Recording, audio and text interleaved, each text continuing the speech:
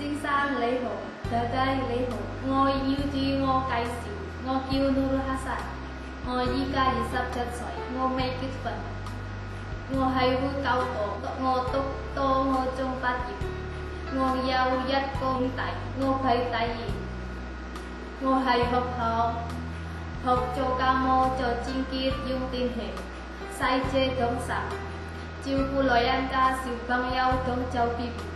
我亦有學煮餸，我識煮清淡正義酒菜，播煮廣東同普通。先生弟弟，我要煮肉，但係我唔識煮肉。我喺香港做過嘢，我顧住屋企係好識，我照顧個小朋友。我啱啱到香港，小朋友有10歲。我每日送飯學接放學。